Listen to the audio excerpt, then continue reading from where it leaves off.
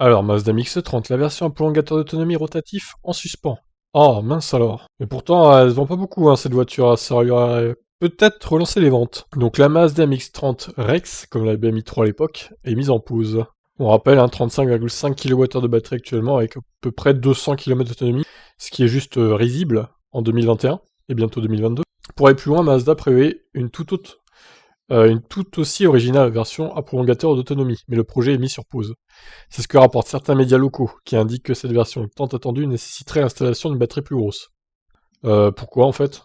Et elle rendrait donc le véhicule plus cher qu'il ne l'est déjà. Interrogé à ce sujet par Autonews, Masahiro Sakata s'est en revanche montré plus flou. Nous envisageons toujours d'utiliser un moteur rotatif comme prolongateur d'autonomie, mais le moment de son introduction est indécis.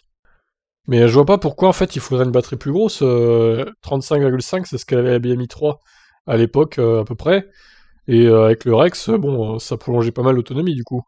Ancré dans l'ADN de la marque japonaise, le moteur rotatif devrait donc faire son grand retour sous le capot d'une Mazda. Le bloc à un seul rotor devrait prendre le rôle de générateur, à l'image du système d'une BMI 3 Rex du coup. Ce prolongateur d'autonomie ne nécessite pas normalement d'installation d'une batterie plus grosse en raison d'un fonctionnement hybride série. Mais il ne semble pas que Mazda soit une justification bancale près. Pour expliquer la faible autonomie du MX-30, la marque a indiqué que les électriques à grosse batterie sont plus polluantes qu'un diesel. Ah oui, ça c'est extraordinaire aussi. Mazda, Mazda, Mazda, c'est un peu le même combat que Toyota hein, finalement.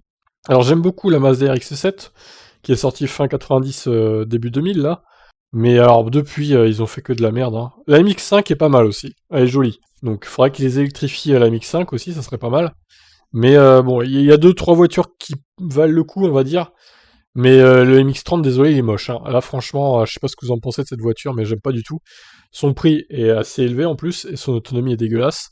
Donc voilà, n'achetez pas cette voiture, clairement. Même la Honda E est plus réussie, je trouve. Mais elle est un peu plus chère aussi, et il y a moins de place. Bon, je vous laisse réagir, qu'est-ce que vous en pensez de cette news? Bye bye.